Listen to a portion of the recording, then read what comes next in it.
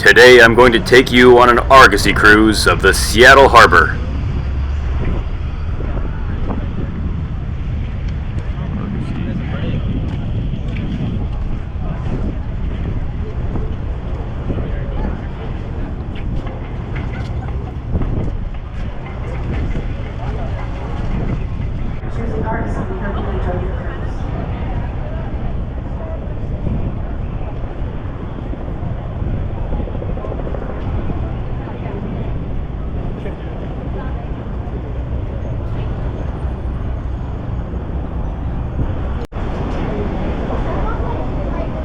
This is just a fun little cruise on the Spirit of Seattle around Elliot Bay, which is part of Puget Sound.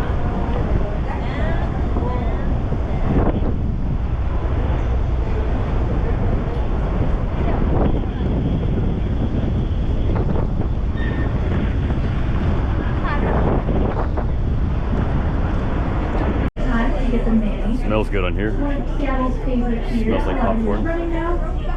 We also have a ton of local spirits as well, and margarita.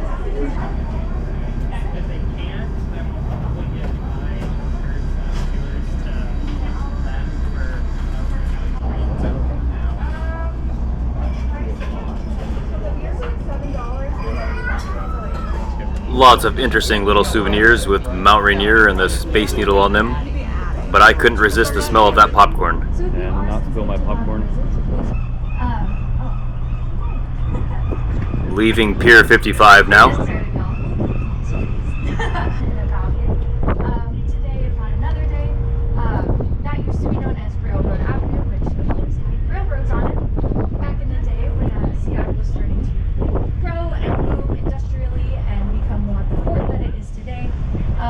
The road out there used to have a viaduct, a railroad, and we'd have people, bicycles, pedestrians, horse-drawn carriages, all of those people, all on the same road, kind of fighting for the same space. And then eventually we redesigned that road into Waterfront Way, and then redesigned the piers as well to kind of come out at these angles that we see them at now. Up front here you see Seattle's Great Wheel, which looks especially beautiful at night when it's all lit up in different colors.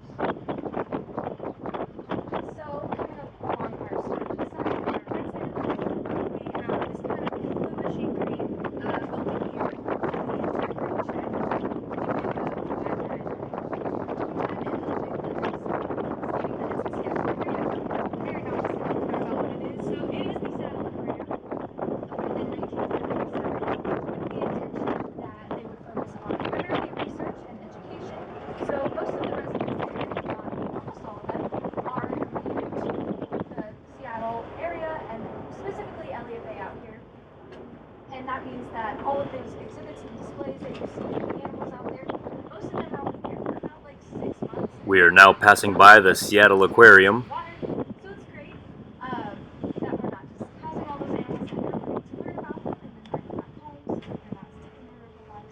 However, we do have one resident there.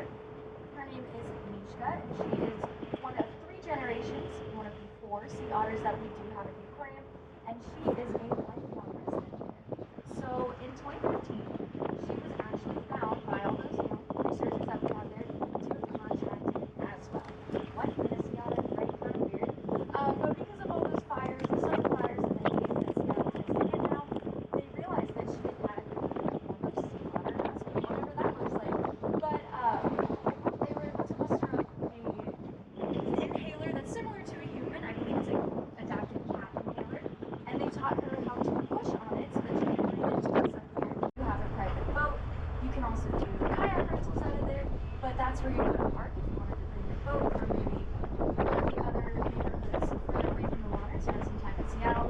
All the other piers here are privately owned commercial, so this is your place to go. So if you have a boat and you want to go to Seattle, this is where you park it.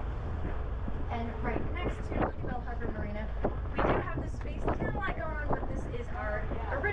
ship terminal. We do have ships that are coming in and out very frequently here. Obviously, we don't have those names, but this is where they park, as well as here's 9093 Commerce and Co. over there for anyone who's also looking at cruise ship terminals. But we've almost passed it, but if we look off to the right out in our buildings there, we see it kind of speckled of those red umbrellas. Now, up there is going to be bike lanes. So that is something we can see. How many of y'all have been to bike lanes? Okay, good.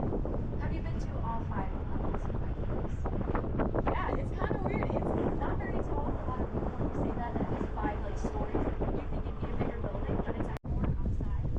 Buildings and they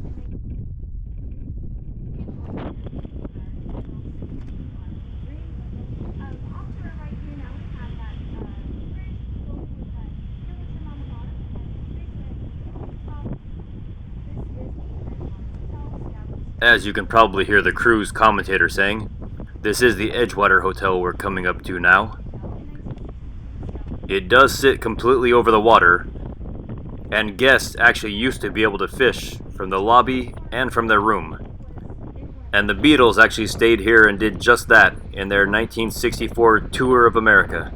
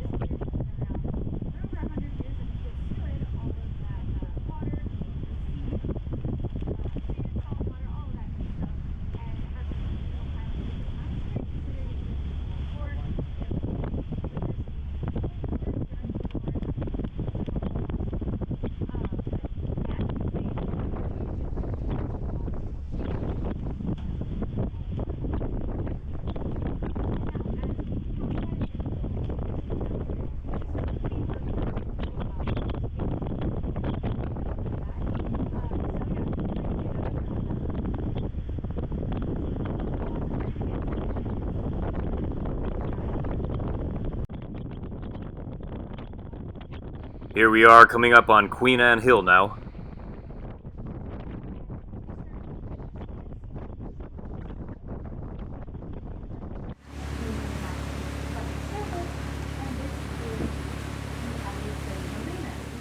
Here is a nice view of Mount Rainier looking south as I pan over to downtown Seattle.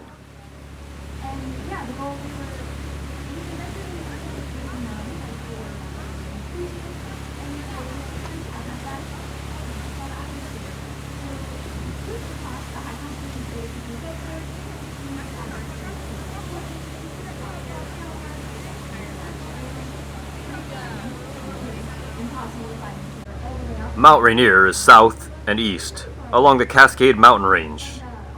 Looking west, across the water, you see a different mountain range, the Olympic Mountains. Here comes one of the many Washington State ferries. Coming back from Bremerton on the Olympic Peninsula, Washington State ferries are the largest ferry system in America, with ferries running as far south as Tacoma and as far north as Sydney, British Columbia, Canada.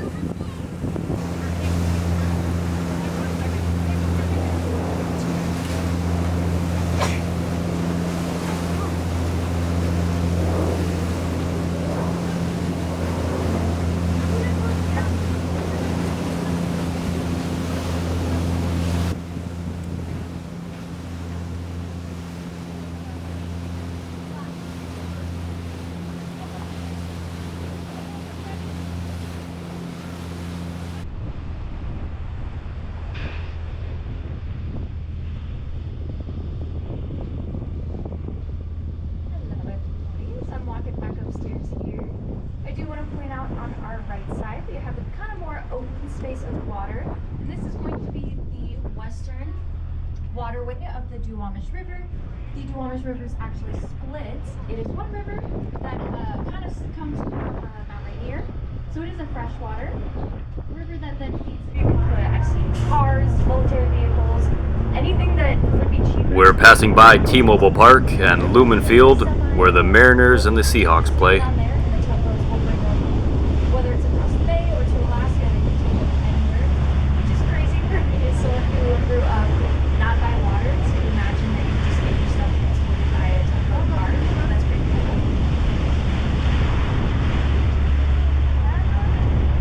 So again, as we are kind of, you can see how flat Harbor Island is here, and we are about to turn down that eastern. There's all those numbers on the sides. If it had more fuel, it would be lower. That big white crane-looking thing sticking out is how they get the fuel to the cruise ships. They'll just pull up next to it and tie up. That tugboat will kind of push it up there, and then all the fuel that's inside there will then go into a cruise ship or another large vessel, but often around here about those cruise ships. And there, again to the right, the Sun Spear here, that white boat with that red strip, that is one of our tugboats. So probably associated with this barge here, and then they will go where they need to go. And so just behind the tugboat, we have three gantry cranes here. These are And over here you can see cargo being loaded onto ships at the port. So you can see a container ship crane here, gantry crane in action. We've got the person up in that glass box using the spreader right now, picking up all those containers. Each one of these containers here is 40 feet long. A TEU is a 20-foot equivalent unit, and that's how these big ships over here to our right, like the SM Tianjin from, I guess Korea, that's Korea above it. So ships like this will come all the way from places like Korea, China, bring these gigantic containers, these long ones on the 40 feet ones, and these smaller ones up near the bow, the front of the boat, dispersed. But we also just do direct container to semi, and then that is more local when we're driving around. So the people up in those cabins are longshoremen, and they are moving these containers about one container every 1 to 2 minutes. So today's a great day for moving with precision. It's a very difficult job to get. It's very difficult to do, and it is based on a lottery system in terms of how they get their jobs.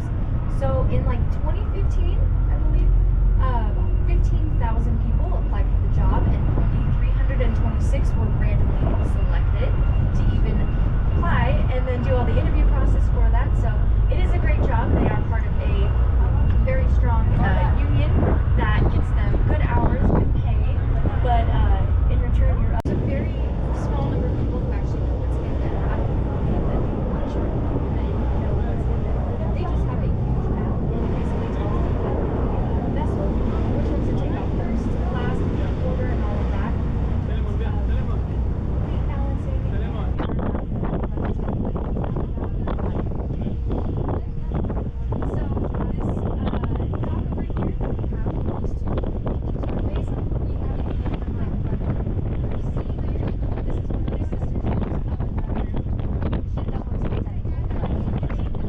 Here, as we go by, you get a little bit closer look at T-Mobile Park and Lumen Field.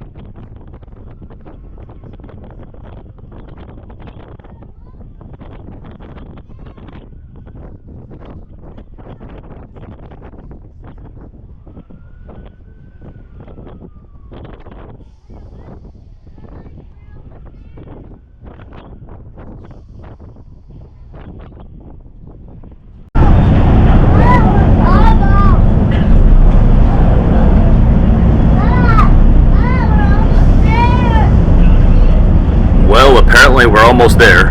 I would have never known. So I guess I better say goodbye. Until next time.